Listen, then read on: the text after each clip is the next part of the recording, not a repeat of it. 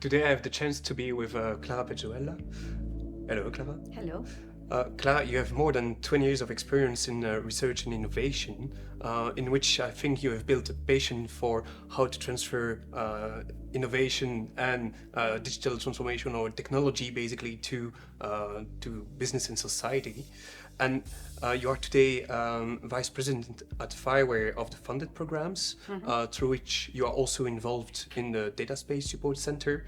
And FIWARE and you are involved in several data spaces, such as in mobility, manufacturing, and smart cities. So thank you for being here today, Clara. Pleasure. Through this involvement in the different data spaces, what's your experience and what's your take of the level of interoperability that we have reached between the data spaces and the challenges that you see ahead of us? Yeah, well, I think interoperability is essential when we are talking about data spaces. It's not, of course, the only dimension that we need to take into account when we are setting up or deploying a data space, because we need also to consider trust and sovereignty and how to create value out of this data. But indeed, interoperability is at the core of a data space, because in the end, a data space is a distributed structure, is an ecosystem where different participants, different players are sharing data for a benefit, for a win-to-win benefit out of this data. And when we are talking about interoperability in data spaces, what we have observed is that we really need to speak a common language. So we need to understand each other when we are sharing or exchanging this data. And this means that on one side we need a common vocabulary, which usually we are referring to semantic interoperability, but also same grammar, the same syntax in order to write our language, which usually we are referring to the interfaces through which we are exchanging this data. So in our experience across the different data spaces, we have observed that there are more and more common data models, common APIs that are on top of the table in order to do this exchange of data, this sharing of data, and to make interoperable the data spaces. It's true that we need to distinguish between the interoperability within a data space, when we have probably stakeholders of the same domain or the same community or ecosystem, which probably is easier to reach an agreement on the common data models or the common interfaces to interoperate, to share this data. And on the other hand, we have the situation of interoperability across data spaces, which probably belong to different services, to different domains, and the stakeholders that are not used to share or to agree on these common data models. And in this case, probably the situation is more complex. And in the future, we will see a kind of federation of data spaces where amongst all these data spaces, they will agree on these common models or these common interfaces in order to reach this interoperability. So, I mean, we will have different scenarios, different complexities, and different levels of maturity in the development of data spaces. Thank you, Clara.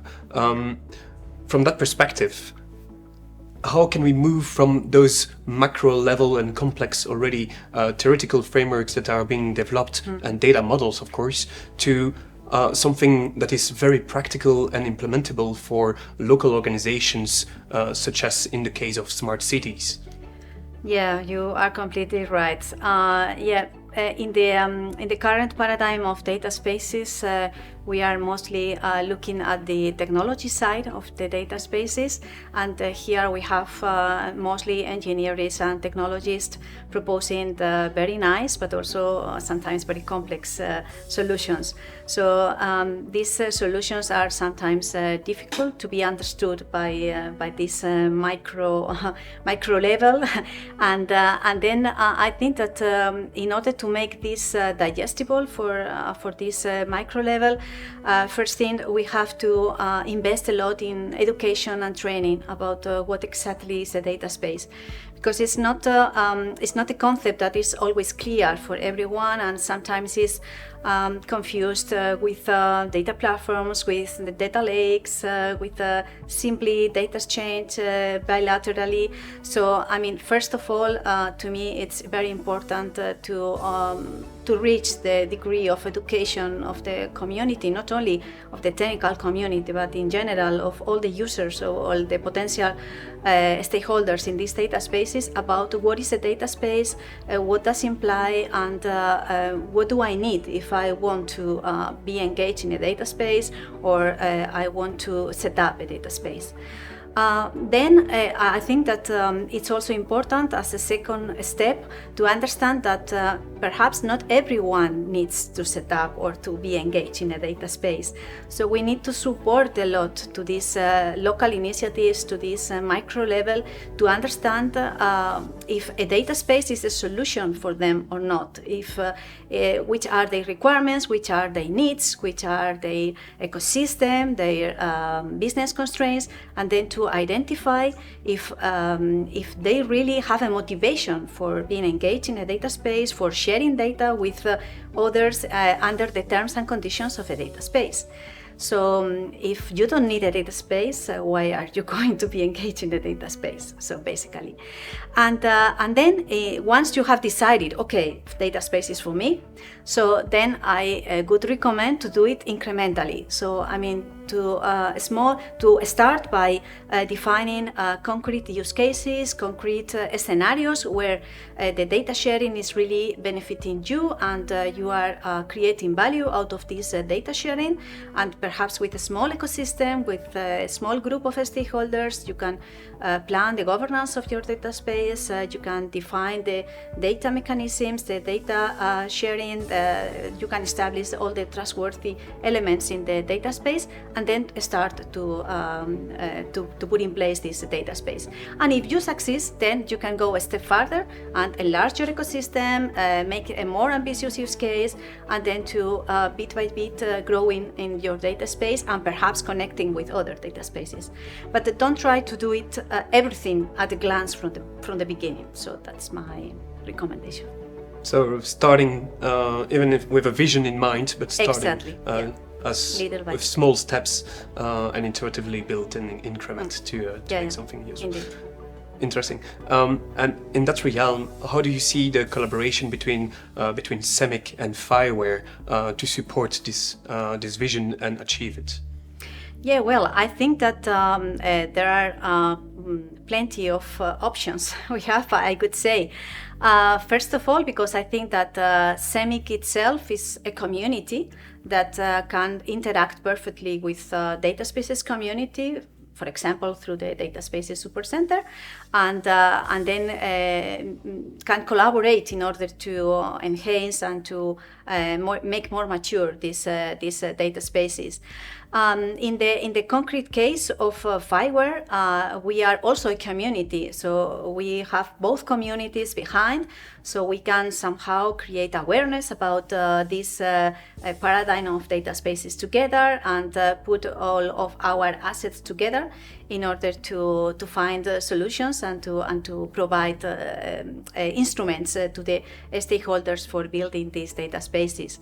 For example, concretely, our Smart Data Models initiative from FIWARE, it's reusing and utilizing some of the SEMIC assets like the GATP, the metadata schema, and some of the core vocabularies, and we have mapped our data models to these vocabularies and to these standards, so we are able to provide them through our data models as well. And then also, of course, we can join together in this kind of activities like the conference, or many others like joint publications or joint workshops, in order to go further and also to obtain joint results. So perhaps we realize collaborating together that we can provide more enhanced data models, or improve the semantic interoperability for data spaces. Great. Would you say then that this kind of collaboration from using the example you gave about smart data models and the core vocabularies and data models or data assets of SEMIC is kind of achieving this macro to micro level, or at least paving the way towards achieving this, with SEMIC defining some macro levels specifications and FIWARE reusing them to specify them further for specific domains and use cases through the smart data models to make them actually more tangible for the communities, the respective domains, to actually implement them. Yeah, indeed, definitely. I think it's really the path to go. Because in our initiative we are mostly focused on the tangible use cases that more than 100 organizations that are already contributing to the Smart Data Models initiatives are bringing to us and are using in their real life, in the real scenarios, using these data models that are relying on the standards and specifications that SEMIC is providing. So yes, for me, it's a kind of materialize this transition from the macro level to the micro level by the landing of all these assets into specific use cases. Interesting. And would another example be, for instance, to in the AI sector, with all the developments that we see around AI and how AI can support interoperability, we know that SEMIC is investing in learning and testing how AI can concretely support interoperability for different use cases. Is this also an area where you would see some collaboration possible with FIWARE, with the DSBA, the Data Space Business Alliance, to make it also tangible and again achieve this macro to micro levels of implementation? Yeah, well, regarding artificial intelligence, everything is still to be defined. So I mean, we have a lot of room for improvement, and we can for sure envisage scenarios with artificial intelligence that we are not able to figure out right now. So we are not a specialist in artificial intelligence per se. Of course, we can provide data, injection of data to these algorithms for artificial intelligence, and we can of course benefit out of these algorithms and results from artificial intelligence. So it could be, to me, a kind of instrument in order to do this materialization from the macro level to the micro level. And perhaps in the future, artificial intelligence may help us in identifying which is the best data model that I can use in order to represent my data, or which is the most recommended interface or API that I need in order to connect one data to another data, or even support us in discovering why a data space is needed for my case or not. So yeah, indeed, it's a large environment where we can collaborate together, and is fully open. I mean, it's still to be explored. Yeah, indeed. But also one achievement I see, or potential achievement I see in there, is avoiding also that all the separate activities look into it and avoid sharing the conclusions of their work, but instead trying to do it in a certain manner, or at least with some structure and collaboration in place, so that we can make sure that the lessons learned from one can be applied for the other. Yeah, indeed. Great. Thank you very much. Thank you to you, Florian.